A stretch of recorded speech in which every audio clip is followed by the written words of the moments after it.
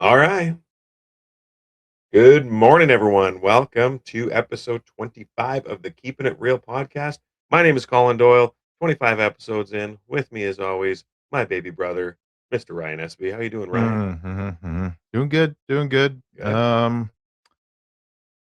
Yeah, I got nothing, man. You I got got nothing? nothing off the bat. We No. got we got some stuff to talk about today, though. Yeah. But where do you want to go with this first? Do you want to go right into it, or do you want to Let's talk about a few go. other things first? Let's go. A couple other things. Long weekend. Long weekend. August long came and gone, and the weather actually reflects it today. It's a little chilly out there this morning, considering Oh, Sunday I could barely breathe. I was in Sioux Lookout, Ontario, all weekend for a family thing, Victoria's family.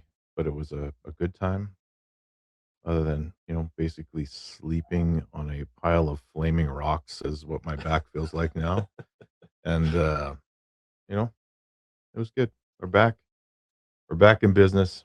And I got nothing on the horizon as far as travel goes for quite a while. There you go. Get to hunker down at home. I got work to do because there's some listings that have been getting a lot of attention, and I have not been here to give them the attention Oh, they good. deserve. And like my $39,000 one, Ah, everyone yes. seems to want to see it, but let's be crystal clear. Curiosity. It is a hoard. So if you're asking me the structural integrity or the foundation questions, I can't answer those. You need to come inspect because I can't get close enough to an exterior Wow. wall to actually answer the question. So All right. that's what we're dealing with here, ladies and gentlemen.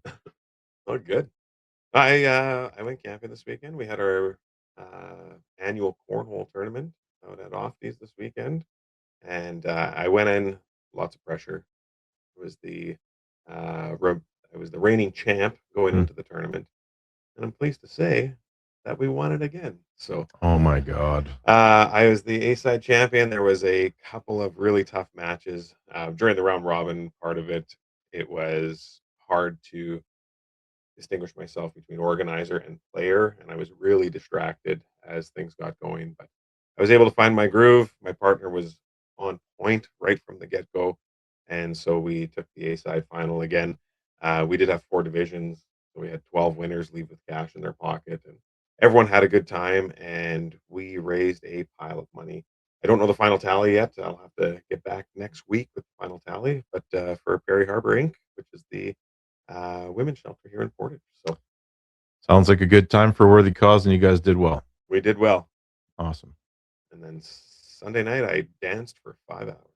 So my legs are sore And I today. gotta wonder, like, when you say dance, do you just mean like Uh, step touch kind yeah, of? Yeah. Okay. some claps, some snaps. Yeah, and you're Yeah. DJing, so it's more like a shoulder move behind the computer or whatever you're using. Yeah, exactly. Yeah, gotcha. Okay. No, it was a good weekend though, and yeah, we've got some stuff to talk about today. Want to dive in now? Let's get after it. Let's get First, after it. I'm going to preface this by saying that one of the lowest forms of building yourself up or campaigning, if you will, is to simply take a selected snippet of information and use that to your advantage. Because, in a sense, you're just not telling the whole story, which means you're not telling the whole truth. And when you're sitting at the table and you have direct experience with something, you should probably tell the full story. That's what I will say about this. Okay. Well, let's get after Now, it. What are we talking about? we're going to talk about question period. Do you know how that came to be, Colin? Question period. You're talking about locally. I'm talking about locally at a city council level in Portage la Prairie, Manitoba. When I started on council in 2010, question period was never a thing. It was never a thing that was talked about. It was never a thing that people would have been upset about it being gone because it was never a thing. You registered as a delegation to come to speak to council. And I'll also point out the fact that from then until this day, council has always been accessible through various means, whether it's in person, email, on social media messaging, or various other things. I have the easiest phone number in town to find. It is on signs everywhere. It is on billboards as you drive into town. So to say that we don't allow questions is odd at best. Um, 2010, it was not a thing. I don't believe it was a thing until into my second term. And there was a push for um, transparency or possibly enhanced transparency from council. So a few of us actually on council pushed for a few different things. We put a few different things in place. We put town hall style meetings. So we were intentionally off-site. This was because City Hall wasn't accessible, but also the other reason was it gave citizens an opportunity to come to a council meeting, which maybe didn't feel as formal. They could come there. They could uh, attend these meetings. We had them in various locations, whether it was at the Gillespie Center, whether it was at Stride Place, but we did a few of them a year um, outside council chambers. And then we put in question period. And question period was a period of time to follow the council meeting. I think it was actually after committee, but my memory might be a little bit off on this. And it was an interesting experiment because um, if there was 100 questions in total that got asked throughout that entire time we had question period, which I believe it was a couple of years. But if there was 100 questions asked, and I bet there wasn't, but 95 of them would have been asked for the same by the same person. Mm. It became an opportunity to grandstand and ask the most obscure questions um, that someone could come up with. It was, what does council interpret this line from this article of this bylaw that you haven't looked at in 25 years? Like, there are questions that you could not possibly answer in Right real off the top. time. Yeah. So it became, So we'll sorry, take can I it just clarify the format? So it was after after, committee or both? it was after either council or committee. I'm not 100% sure. Probably committee because it's less formal. And there was it a time thing, like, or did it just go until the questions were finished being asked? And could anybody just I put their don't. hand up and go up and ask a Yeah, question? anybody could put their hand up and go ask a question, and it was largely dominated by one or two people throughout the entire time that we had question period, and they used it for the sake of using it, and it became kind of a stump these guys kind of a game almost, and because the questions never could be like, yeah, you'd put your hand up, you go up, you ask a question, you'd sit back down, and it became a, a bit of a kangaroo court because one guy would put his hand up, ask his question, go all the way back to his seat, sit down, put his hand up again, come back up, reintroduce himself, ask another question. And none of these were, or it's very rare that we could, answer a question that was asked in real time. It was always um, we'll have to take that under advisement and get back to you type of a thing. And we'd end up responding with an email. So Most of these questions could have been answered with an email in the first place. absolutely. Gotcha. And it was very, very rare that the questions ever pertained to anything we were speaking about in that moment in that council meeting. Mm. Okay. It was underutilized, and it became just not valuable. We'll say that it was not a valuable tool, and nobody used it. Like, Right. not for what it was intended for. So it was put in for, the another level of transparency sake, and it just never was used for that purpose. It That was is okay. correct. And then so in 2022, when I first put my name in for council, this became a hot topic for a handful of individuals, Mhm. and I wasn't overly familiar with it at the time. So obviously, it went away. Can we get the story as to why it went away, how it went away? I mean, we all, I mean, even the people that push for it, and I was one of them. Like it was myself. I'm certain that Liz Dreger was on my side. We were pushing for transparency and we wanted to allow these extra things to happen.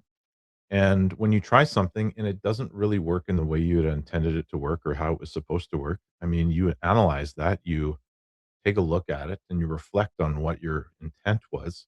And if it simply became a forum for someone to, drag out a meeting and ask questions that we can't possibly answer in real time, then it was seen as, not serving what the purpose was. Right. And I don't recall the actual scenario. I know we saw the clip of somebody asking, "Will council consider this, getting rid of this?" And it was as simple as a motion and a vote, um, and then it went away, and we didn't hear anything about it going away until the next election.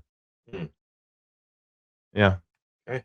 So, Interesting. so it's one of these things where you can really twist it to serve your purpose if you're looking for something to criticize. Right. Yeah. Um, I can't really explain it any better than that, but if you have good questions, I am happy to answer them. Right. Well, and you speak about the transparency thing, and I know that in my nearly 4 years into my first term here, I mean, I run into people all the time who ask me questions. I'll get phone calls, I'll get an email. Um, a lot of this stuff has simple answers, and if I don't know the answer, I'm not going to fake it. It'll be I'll get back to you, or I'll forward it to administration, so the correct answer is communicated. Because again, we are governance, right? We are not in the thick of things day in and day out. That is not our role. So a lot of the times when I do get asked these questions, I do refer them to administration, and they provide the answer. So I have never ever once been approached or received a phone call and said to somebody, you know what? If you want to ask that question, you're going to have to register as a delegation to council. I will find them the answer one way or the other. Yeah. And I'm sure that our mayor and the other 5 councillors other than me approach it, in a similar way. So Oh, well, we know they do because when somebody approaches one of us to figure something out, we usually are all have the answer shared with us so that we can answer a similar question that right, would come up. It's not like we say there's no question period. Your option is to register as a delegation. That's just not the truth. right, The truth is you can ask a question anytime. right. And we have had meetings with people who would like to request a meeting, you know? Uh, We've had emails CC to every single yeah, one of us, and you know we'll find the best answer, and that often doesn't come in real time, unfortunately. yeah, exactly. And a great example of that is, we had talked about the weeds on Crescent Lake, Hmm. and we knew the harvesters had started working, and I got a question about like what is the plan of attack, um, how long will it take, etc. And it wasn't a criticism; it was simply just a question from a citizen. And when I contacted administration about it, they already had communication that they were putting in place, and Yeah, so the timing was great for the question, and the communication went out that same day. So, um, very similar thing happened to me. Same topic. Uh, just got sent a text by a person who was local in the community asking when the harvesters are starting on the other side of the causeway. yeah, So, I mean, you need a question period to ask that question. right, right, Like, exactly. No, and no, thanks for clarifying that because that was before my time, and I didn't really know why it came and why it went in the first place. And I think this provides some clarity for our viewers, our listeners, because I know those videos last week have made the rounds through social media, and I knew there had to be more to the story. there's always more to the story, and you know what?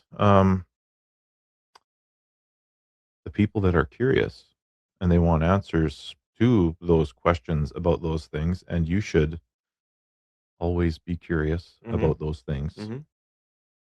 Try sending us a message, giving us a call, sending an email, whatever. Yeah. You'll get your answer. Yeah. No, exactly. Yeah. But I learned a long time ago that sometimes in certain forums, you don't want to jump in there Right. necessarily. Yeah. Yeah, because they're there for a purpose, and it's not always positive. No, absolutely. Awesome. What else is happening? We talked about Ooh-wee. You know, talk about a little bit of real estate, lighten it up a little bit here. oh, I sure, got a sure. listing in Plumas. Yeah. Driving next to a cow down the highway the other day, running Yeah, next to me. you sent that video. I I think you posted that video. did. I put it on my story. Amish country, so you got a lot of horse-drawn carriages Yeah. on the way up there. There's actually warning signs on the side of the road for them. Um, yeah, so I got that one. I got one up, that came up recently on 2nd Northwest. I've got, Royal Road, the Royal Road. Oh, yes. Choose your own adventure on that place. I mean, could it be a good flip? Yeah, it could, but there's a lot of unknowns in there. There's Mhm. a lot of unknowns. I have not gotten a call to go see it, so Well, I had 3 people immediately messaging me, and I said, "Look, I'm gone for the weekend." I said, "You can either wait till I get back or just give another realtor a call."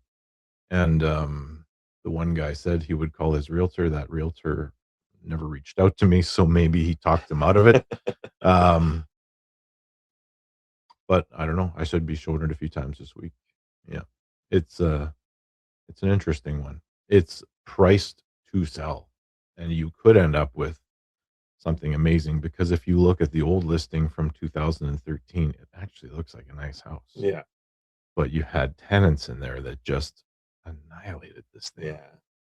That's the other thing. Mhm. Tenants, man. Like if you're getting into the rental market and you think you're going to get rich, well, could be some tough slugging. Yeah. You could definitely find some great tenants, They're out there. Um, Yeah. I know my some of my family members have had a lot of luck with finding really good long-term tenants that treat it like their own, but, um, I know that, a couple people I know have also had the opposite experience, so Well, this one is most definitely the yeah. opposite, and that there is a horde in there, like a bona fide climbing over stuff to get to Ooh, rooms to measure type horde, yeah. and almost. Oh, I don't even want to say this because I don't want to downplay this thing, but you almost need PPE just to get through the house. Jeez. Yeah.